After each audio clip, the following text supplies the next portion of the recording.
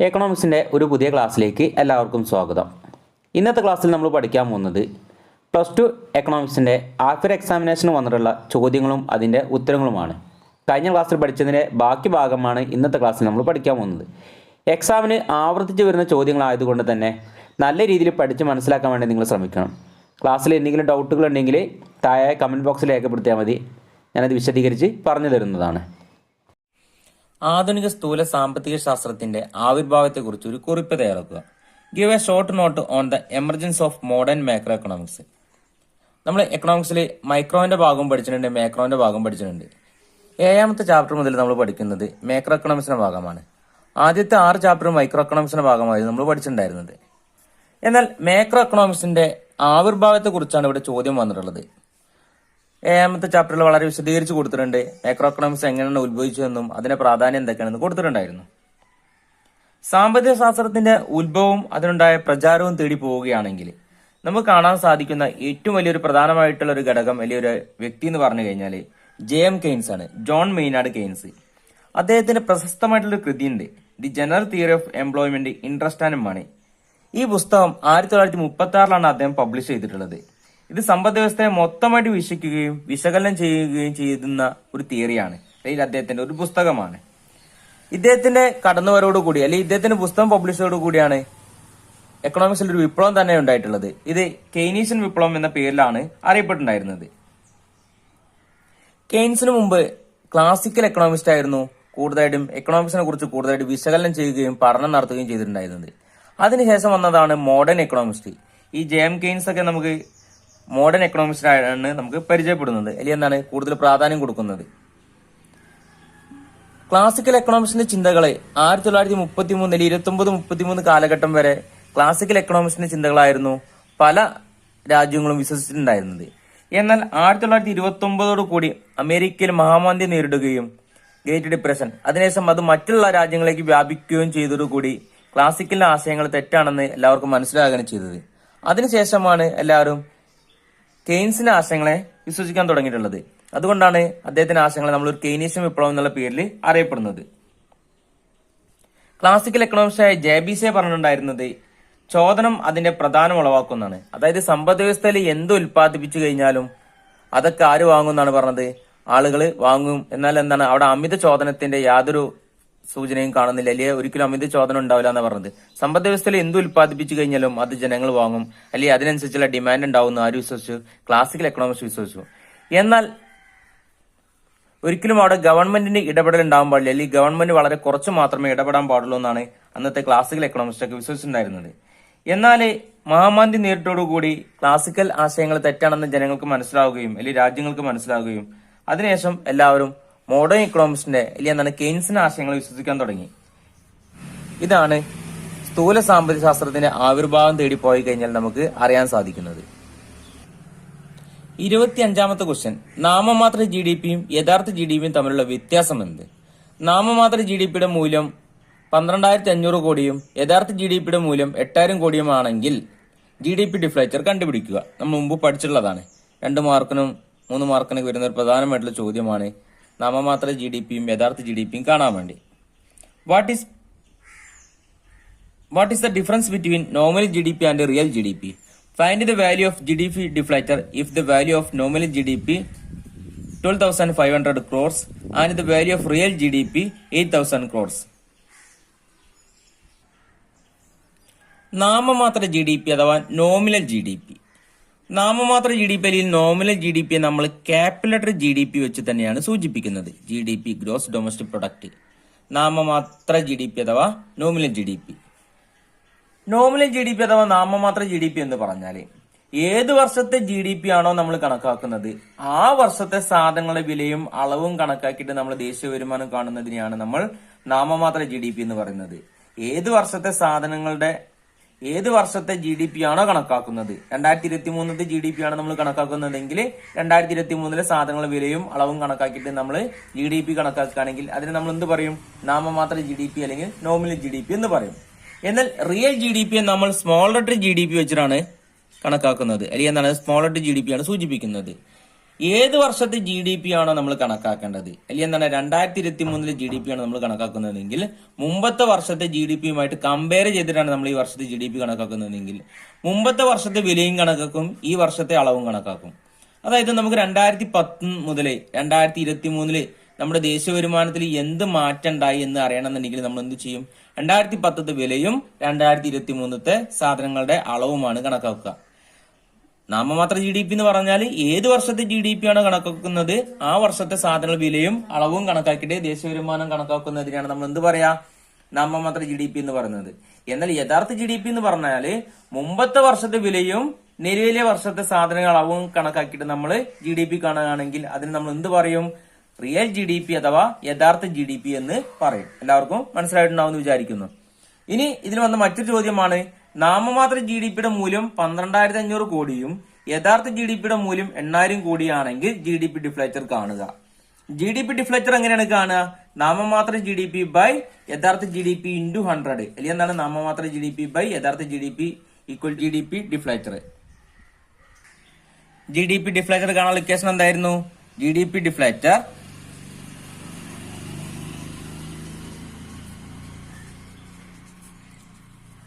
G D P ചുരുക്കൽ അല്ലെങ്കിൽ G D P deflator equal to നാമമാത്ര ജി ഡി പി ബൈ യഥാർത്ഥ G D P into 100. നാമമാത്ര G D P നമ്മൾ capital letter G D P വെച്ചാണ് സൂചിപ്പിക്കുന്നത്. യഥാർത്ഥ ജി ഡി പി നമ്മൾ small letter G D P വെച്ചാണ് സൂചിപ്പിക്കുന്നത്. നാമമാത്ര ജി ഡി പി എത്രയാണ് തന്നിട്ടുണ്ടായിരുന്നത്? 12,500 ബൈ യഥാർത്ഥ ജി ഡി പി എത്രയാണ് തന്നിട്ടുണ്ടായിരുന്നത്? 8,000 ഇൻറ്റു 100. നമ്മൾ ചെയ്ത് നോക്കാം. 1250 8 എത്ര പ്രാവശ്യം പോകുന്നു നോക്കിക്കഴിഞ്ഞാൽ പറയാൻ സാധിക്കും. എത്രയാണ്? 156 കാൽക്കുലേറ്റർ വെച്ച് നമുക്ക് പെട്ടെന്ന് ചെയ്ത് നോക്കാം. എക്സാമിന് കൂടുതൽ ടൈം ഉണ്ടാവില്ല. അപ്പം 156.25 എന്നാണ് നമുക്ക് കിട്ടുക. അതായത് ജി ഡി പി ഡിഫ്ലേച്ചർ അല്ലെങ്കിൽ ജി ഡി പി ചുരുക്കൽ നമുക്ക് എന്ത് കിട്ടി? 156.25. നാമമാത്ര മൊത്തം ആഭ്യന്തര ഉൽപ്പന്നവും അല്ലെങ്കിൽ നാമമാത്ര ജി ഡി പിയും യഥാർത്ഥ ജി ഡി പിയും തമ്മിലുള്ള അനുപാതത്തെയാണ് നമ്മൾ എന്ത് പറയാ? ജി ഡി പി ഡിഫ്ലേച്ചർ എന്ന് പറയുന്നത്. ഇല്ലെങ്കിൽ എന്താ മതി? G D P by G D P ഇങ്ങനെ ചെയ്ത് കഴിഞ്ഞാൽ എന്താണ്? ജി ഡി പി ഡിഫ്ലേച്ചർ തന്നെയാണ്. പക്ഷെ ഇൻറ്റു 100 വെച്ച് കഴിഞ്ഞാൽ അതിൽ എത്ര ശതമാനം വർധനവുണ്ടായി എന്ന് കാണാൻ വേണ്ടി എന്ത് ചെയ്താൽ മതി? Normally G D P by യഥാർത്ഥ ജി ഡി പി ഇൻറ്റു 100 ചെയ്ത് കഴിഞ്ഞാൽ നമുക്ക് എന്ത് കിട്ടും? ജി ഡി പിയിൽ എത്ര ശതമാനം വർധനവുണ്ടായി നമുക്ക് അറിയാൻ സാധിക്കും. 26 മുതൽ 30 വരെയുള്ള ചോദ്യങ്ങളിൽ ഏതെങ്കിലും 4 എണ്ണത്തിന് ഉത്തരം എഴുതുക. 5 സ്കോർ വീതമാണ്. 26ാമത്തെ ക്വസ്റ്റ്യൻ എയും ബിയും കൊടുത്തിട്ടുണ്ട്. പ്രധാനത്തിന്റെ വില ഇലാസ്തികത എന്നാൽ എന്ത്? What is price elasticity of supply? ഒരു വസ്തുവിന്റെ വില 120 രൂപയിൽ നിന്നും 100 രൂപയായി കുറഞ്ഞതിന്റെ ഫലമായി ആ വസ്തുവിന്റെ പ്രധാനം 200 യൂണിറ്റിൽ നിന്നും 150 യൂണിറ്റായി കുറഞ്ഞു എങ്കിൽ പ്രധാനത്തിന്റെ വില ഇലാസ്തികത കണ്ടുപിടിക്കുക. പ്രധാന ഇലാസ്തികയുടെ സ്വഭാവത്തെക്കുറിച്ച് കമന്റ് ചെയ്യുക. പ്രധാനത്തിന്റെ വില ഇലാസ്തികത എക്സാമിന് കൂടുതൽ പ്രോബ്ലം ചെയ്യാനാണ് വരാറുള്ളത്. 2 മാർക്കിനും 3 മാർക്കിനൊക്കെ പ്രോബ്ലം ചെയ്യാൻ വരാറുണ്ട്. ഇന്നലെ ഇവിടെ പ്രധാനത്തിന് വില ഇലാസ്തികത എന്താണെന്ന് ചോദിച്ചിട്ടുണ്ട്. ഒരു സാധനത്തിന്റെ വിലയിലുണ്ടാകുന്ന മാറ്റത്തിന്റെ ഫലമായി അതിന്റെ പ്രധാനത്തിലുണ്ടാകുന്ന പ്രതികരണത്തിന്റെ തോതിനെ പ്രധാനത്തിന്റെ വില ഇലാസ്തികത എന്ന് പറയും. പ്രധാനത്തിന് വില ഇലാസ്തികത പ്രധാനമായിട്ടും 5 തരത്തിലുണ്ട്. ഒന്നാമത് ഇലാസ്തിക പ്രധാനം, ഇലാസ്തികമല്ലാത്ത പ്രധാനം, ഏകാത്മക ഇലാസ്തിക പ്രധാനം, പൂർണ്ണ ഇലാസ്തിക പ്രധാനം, പൂർണ്ണമല്ലാത്ത ഇലാസ്തിക പ്രധാനം, elastic supply, in elastic supply, unitary elastic supply, perfectly in elastic supply, perfectly elastic supply. ഇങ്ങനെ 5 എണ്ണത്തിലുണ്ട്. അപ്പം വിലയിലെ മാറ്റത്തിനനുസരിച്ച് അതിനെ പ്രധാനത്തിലുണ്ടാകുന്ന മാറ്റത്തിന്റെ തോതിനെ കണക്കാക്കുന്നതിനാണ് നമ്മൾ എന്ത് പറയാ? പ്രധാനത്തിന്റെ വില ഇലാസ്തികത എന്ന് പറയുന്നത്. പ്രധാനത്തിലുള്ള ശതമാന മാറ്റത്തെ വിലയിലുള്ള ശതമാന മാറ്റം കൊണ്ട് ഹരിച്ചാൽ പ്രധാനത്തിന്റെ വില ഇലാസ്തികത ലഭിക്കും. അതായത് വിലയിലെ ശതമാന മാറ്റം, വിലയിൽ എത്ര ശതമാനം മാറ്റം ഉണ്ടായെന്ന് കണ്ടിട്ട് അതിൽ പ്രധാനത്തിന്റെ ശതമാന മാറ്റം കൊണ്ട് ഹരിച്ചു കഴിഞ്ഞാൽ നമുക്ക് എന്ത് കിട്ടും? പ്രധാനത്തിന്റെ വില ഇലാസ്തികത ലഭിക്കുന്നതാണ്.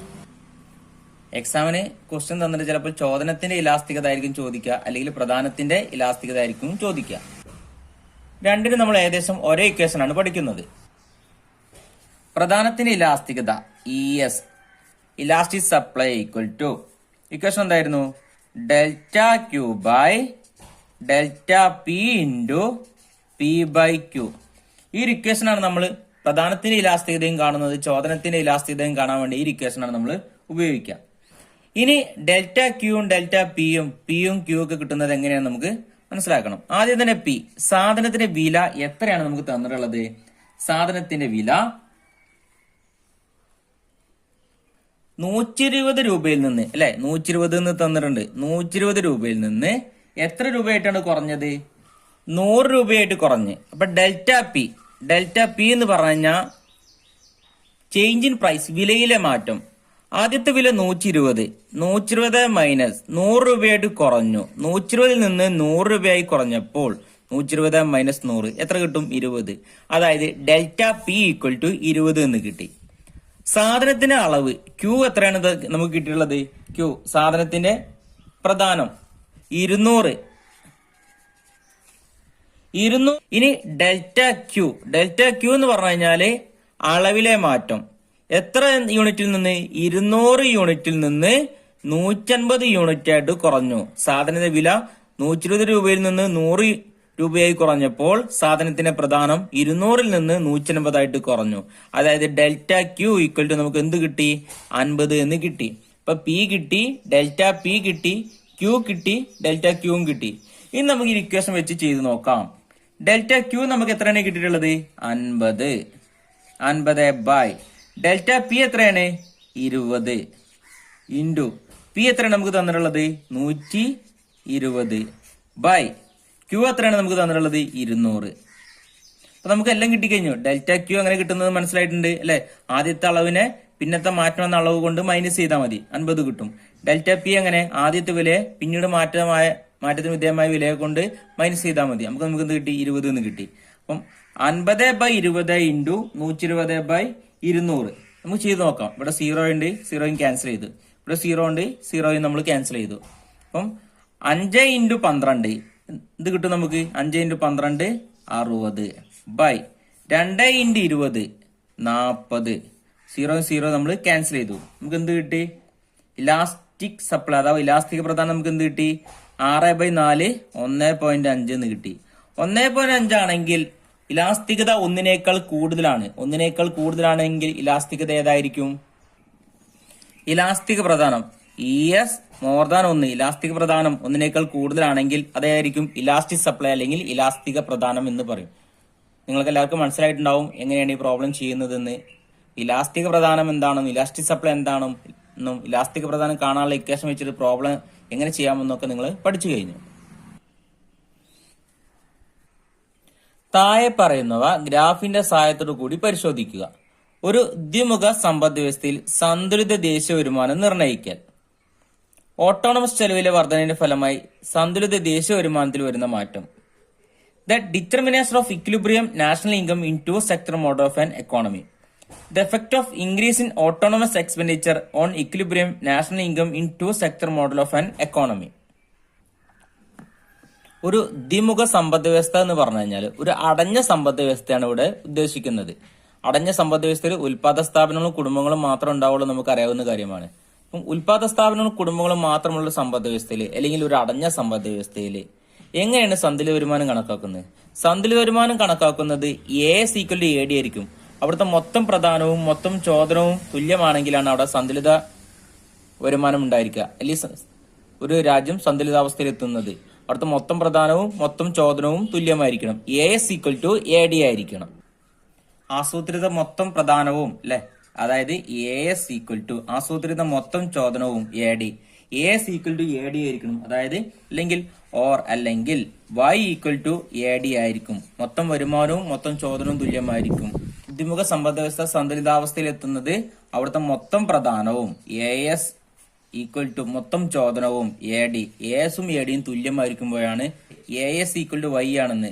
മൊത്തം പ്രധാനവും മൊത്തം വരുമാനവും തുല്യമാണ് നമ്മൾ പഠിച്ചിട്ടുണ്ട്. അങ്ങനെയാണെങ്കിൽ AS ഈക്വൽ ടു Y ആണെങ്കിൽ Y ഈക്വൽ ടു AD ആയിരിക്കും. മൊത്തം വരുമാനവും മൊത്തം ചോദനവും തുല്യമായിരിക്കും. ഇതൊക്കെ നമുക്ക് അറിയാവുന്ന കാര്യമാണ്, നമ്മൾ മുമ്പ് പഠിച്ചിട്ടുണ്ട്. അപ്പം ഒരു രാജ്യം സന്തുലിതാവസ്ഥയിൽ എത്തുന്നത് എന്താണ്? മൊത്തം വരുമാനവും മൊത്തം ചോദനവും തുല്യമാകുമ്പോൾ, അല്ലെങ്കിൽ മൊത്തം പ്രധാനവും മൊത്തം ചോദനവും തുല്യമാകുമ്പോഴാണ് ഒരു രാജ്യം സന്തുലിതാവസ്ഥയിൽ എത്തുന്നത്. ഇനി രണ്ടാമത്തെ ചോദ്യം പറഞ്ഞുള്ളത് എന്താണ്? ഓട്ടോണമസ് ചെലവിലെ വർധനയുടെ ഫലമായി അത് എ ഡിയുടെ വർധനവ് ഫലമായി സന്തുലിത ദേശീയ വരുമാനത്തിൽ വരുന്ന മാറ്റം. അപ്പൊ നമ്മൾ ആദ്യം ഗ്രാഫ് വരച്ചു നോക്കണം. ഗ്രാഫ് വരച്ചു കഴിഞ്ഞാൽ നമുക്ക് പെട്ടെന്ന് മനസ്സിലാക്കാൻ സാധിക്കുന്നതാണ്. നമ്മൾ വൈ ആക്സിസും എക്സ് ആക്സിസും ഒക്കെ നമ്മൾ രേഖപ്പെടുത്തി കഴിഞ്ഞു. ഇവിടെ നമ്മൾ ആദ്യം സപ്ലൈ കർവ് വരച്ചു. AS മൊത്തം പ്രധാനത്തിന്റെ കർവ് നമ്മൾ വരച്ചു കഴിഞ്ഞു. ഇനി മൊത്തം ചോദനത്തിന്റെ കർവ് നമ്മൾ വരയ്ക്കണം. എ ഡി കർവ് നമ്മൾ വരച്ചു കഴിഞ്ഞു. AD equal to A bar plus CY ആണെന്നൊക്കെ നമ്മൾ പഠിച്ചിട്ടുണ്ട്. ഇതൊക്കെ നമ്മൾ മുമ്പ് പഠിച്ചിട്ടുള്ള കാര്യമാണ്. AS ഈക്വൽ ടു Y മൊത്തം പ്രധാനത്തിന്റെ കർവും വരുമാന കർവും ഒന്ന് തന്നെയായിരിക്കും. അപ്പം AS ഈക്വൽ ടു Y ഇത് തന്നെയാണ് വരുമാനത്തിന്റെ കർവും പ്രധാനത്തിന്റെ കർവും ഒന്ന് തന്നെയാണ്. ഇനി നമ്മളുടെ സന്തുലിത വരുമാനം Y സ്റ്റാർ, സന്തുലിത ചോദനം AD സ്റ്റാർ, ഇത് AS ഈക്വൽ ടു AD കർവാണ് നമ്മളിവിടെ വരയ്ക്കുന്നത്. ഇനി ഇവിടെ പറഞ്ഞത്, ഇവിടെ നോക്കിക്കഴിഞ്ഞാൽ ചോദനത്തിന്റെ കർവ് മുകളിലൂടെയാണ് കടന്നു പോകുന്നത്, പ്രധാനത്തിന്റെ കർവ് താഴെയിലൂടെയാണ്. ഇവിടൊക്കെ അധിക ചോദനമാണ് കാണിച്ചിരിക്കുന്നത്. AD മോർ ദാൻ AS ആണ്. ഇവിടെ നോക്കിക്കഴിഞ്ഞാൽ AS മോർ ദാൻ AD ആണ്. അധിക പ്രധാനമാണ് കാണിച്ചിരിക്കുന്നത്. അതായത് ചോദനത്തേക്കാൾ കൂടുതൽ പ്രധാനമാണുള്ളത്. ചോദന വക്രത്തിന് മുകളിലാണ് ഇവിടെയാണ് പ്രധാന വക്രം കടന്നു പോകുന്നത്. ഇവിടെ AD ഈക്വൽ ടു AS ആയിരിക്കും. മൊത്തം പ്രധാനവും മൊത്തം ചോദനവും തുല്യമാണ്. അവിടെയാണ് സന്തുലിത വരുമാനം ഉണ്ടാവുകയാണ്, നമുക്ക് അറിയാവുന്ന കാര്യമാണ്. ഇനി A സ്റ്റാറിൽ വർധനവ് സംഭവിച്ചാൽ സ്വതന്ത്ര ചെലവില് സ്വതന്ത്ര ചെലവില് വർധനവ് സംഭവിച്ചു കഴിഞ്ഞാൽ എന്ത് സംഭവിക്കും? A സ്റ്റാറിനാണ് നമ്മൾ സ്വതന്ത്ര ചെലവുകൾ എന്ന് പറയുന്നത്. AD കണക്കാക്കാൻ വേണ്ടി നമ്മൾ എന്ത് പറഞ്ഞിട്ടുണ്ട് നേരത്തെ ഇവിടെ? A star plus CY. A സ്റ്റാറിൽ വർധന ഉണ്ടായി അല്ലെങ്കിൽ സ്വതന്ത്ര ചെലവില് വർധനവ് ഉണ്ടായി കഴിഞ്ഞാല് ഡിമാൻഡ് കർവ് AD കർവ് സമാന്തരമായിട്ട് മുകളിലേക്ക് സ്ഥാനം മാറും. അപ്പോൾ എന്ത് ചെയ്യും? പുതിയൊരു ഡിമാൻഡ് കർവ് നമുക്ക് ഇവിടെ വരയ്ക്കേണ്ടതായിട്ട് വരും.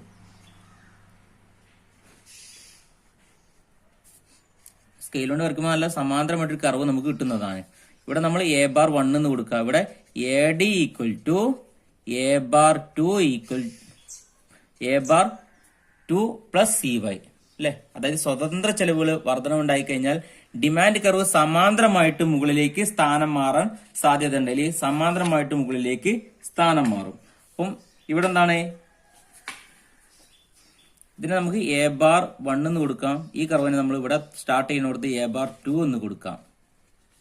ഇനി ഡിമാൻഡ് കർവ് സമാന്തരമായിട്ട് മുകളിലേക്ക് സ്ഥാനം മാറിക്കഴിഞ്ഞാൽ സന്തുലിത ചോദനം വർദ്ധിച്ചില്ലേ? ഇവിടെ AD സ്റ്റാർ 2 അല്ലെ. ഇതിനെ 1 എന്ന് കൊടുക്കാം, ഇവിടെ 2 എന്ന് കൊടുക്കാം. അപ്പൊ നോക്കിക്കഴിഞ്ഞാല് എന്താ സംഭവിക്കുന്നത്? Y സ്റ്റാർ 1, അതായത് സ്വതന്ത്ര ചെലവില് വർധനവ് സംഭവിച്ചു കഴിഞ്ഞാൽ ഡിമാൻഡ് വർദ്ധിക്കും അല്ലെ. ഇവിടെ നോക്കിക്കഴിഞ്ഞാൽ നമുക്ക് കാണാൻ സാധിക്കും. അത് AD 1 സ്റ്റാർ ആയിരുന്നു സന്തുലിത ചോദനം. ഇപ്പം AD 2 സ്റ്റാർ ആയി സന്തുലിത ചോദനം വർദ്ധിച്ചു കഴിഞ്ഞു. സ്വതന്ത്ര ചെലവ് വർധനവ് സംഭവിച്ചു കഴിഞ്ഞാൽ ഡിമാൻഡ് കർവ് സമാന്തരമായിട്ട് മുകളിലേക്ക് സ്ഥാനം മാറും, സ്വതന്ത്ര ചെലവ് വർദ്ധിച്ചു കഴിഞ്ഞാൽ. അങ്ങനെയാണെങ്കിൽ സന്തുലിത വരുമാനം വർദ്ധിക്കും. സന്തുലിത വരുമാനം വർദ്ധിച്ചത് നമുക്കിവിടെ കാണാൻ സാധിക്കും. അതായത് ഡെൽറ്റ വൈയിൽ വർധനവ് സംഭവിച്ചു. അപ്പം ഓട്ടോണമസ് ചെലവിലെ വർധനവ് സംഭവിച്ചു കഴിഞ്ഞാൽ സന്തുലിത ദേശീയ വരുമാനത്തിൽ വർധനവ് സംഭവിക്കും. ഓട്ടോണമസ് ഘടകം അല്ലെ, ഡിമാൻഡ് കാണുന്നതെന്നാണ് A ബാർ എന്ന് പറഞ്ഞ ഓട്ടോണമസ് ഘടകമാണ്. ഓട്ടോണമസ് ഘടകത്തിൽ വർധനവ് സംഭവിച്ചു കഴിഞ്ഞാൽ ഡിമാൻഡ് വർദ്ധിച്ചു. ഡിമാൻഡ് വർദ്ധിക്കുന്നതനുസരിച്ച് എന്ത് സംഭവിച്ചു? വരുമാനവും വർദ്ധിച്ചു. അതിനനുസരിച്ച് ഇവിടെ സപ്ലൈ അല്ലെങ്കിൽ പ്രധാനം എന്താണ്? ഇവിടെ ഈ ബിന്ദുവില് E സ്റ്റാർ സന്തുലിത ബിന്ദു നമുക്ക് കാണാൻ വേണ്ടി സാധിക്കും. നിങ്ങൾക്ക് മനസ്സിലായിട്ടുണ്ടാവും, ഓട്ടോണമസ് ഘടകങ്ങളിൽ വർധനവ് സംഭവിച്ചു കഴിഞ്ഞാൽ സന്തുലിത വരുമാനം വർദ്ധിക്കും. അതുപോലെ സന്തുലിത ചോദനം വർദ്ധിക്കുന്നതനുസരിച്ച് സന്തുലിത വരുമാനം വർദ്ധിക്കും. അതിനനുസരിച്ച് പ്രധാനം നമ്മൾ ക്രിയേറ്റ് ചെയ്യും. അതിനനുസരിച്ച് പ്രധാനം ഉണ്ടാവും. 28ാമത് ക്വസ്റ്റ്യൻ. RBIക്ക് സമ്പദ് വ്യവസ്ഥയിലെ പണപ്രധാനത്തെ വർദ്ധിപ്പിക്കാനും ചുരുക്കുവാനും സാധിക്കും. ഇന്ത്യയിൽ പണപ്രധാനം നിയന്ത്രിക്കാൻ RBI ഉപയോഗിക്കുന്ന ഏതെങ്കിലും 4 പണനയ ഉപാധികൾ ലിസ്റ്റ് ചെയ്യുക. ഏതെങ്കിലും 2 അളവുപരമായ പണനയ ഉപാധികൾ വിവരിക്കുക. അപ്പം ഒരു സമ്പദ് വ്യവസ്ഥയിൽ അല്ലെങ്കിൽ RBI സ്വീകരിക്കുന്ന പണനയ ഉപാധികൾ ഏതൊക്കെയാണെന്നാണ് ചോദിച്ചിട്ടുള്ളത്. നമുക്ക് അറിയാവുന്ന കാര്യമാണ്, നമ്മൾ പഠിച്ചിട്ടുള്ള കാര്യമാണ്. കരുതൽ അനുപാതം, reserve ratio CRR and SLR, cash reserve ratio, statutory liquidity ratio, open market operation, പരസ്യ വിപണി പ്രവർത്തനങ്ങൾ, റിപ്പോ റേറ്റും റിവേഴ്സ് റിപ്പോ റേറ്റും, ഇതൊക്കെ നമ്മൾ പഠിച്ചിട്ടുള്ള കാര്യങ്ങളാണ്. RBI ഈ പരിപാടികൾ അല്ലെങ്കിൽ കൊണ്ടുവരുന്നത് എപ്പോഴാണ് അല്ലെങ്കിൽ എന്തിനു വേണ്ടിയാണെന്നാണ് നമുക്ക് ഇനി മനസ്സിലാക്കേണ്ടതായിട്ടുള്ളത്.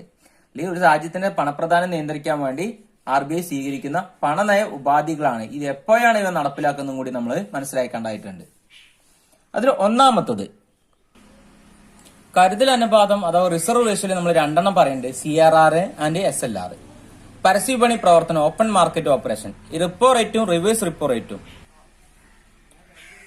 കരുതൽ അനുപാതം വാണിജ്യ ബാങ്കുകൾ അവരുടെ ഡിമാൻഡ് ഡെപ്പോസിറ്റിന്റെ ഒരു നിശ്ചിത ശതമാനം RBIയിൽ കരുതൽ ധനമായി സൂക്ഷിക്കുന്ന പണമാണ് CRR, ക്യാഷ് റിസർവ് റേഷ്യോ. കരുതൽ അനുപാതത്തിൽ CRR ഉണ്ട്, SLR ഉണ്ട്, ക്യാഷ് റിസർവ് റേഷ്യോ ഉണ്ട്, സ്റ്റാറ്റ്യൂട്ടറി ലിക്വിഡിറ്റി റേഷ്യോ ഉണ്ട്.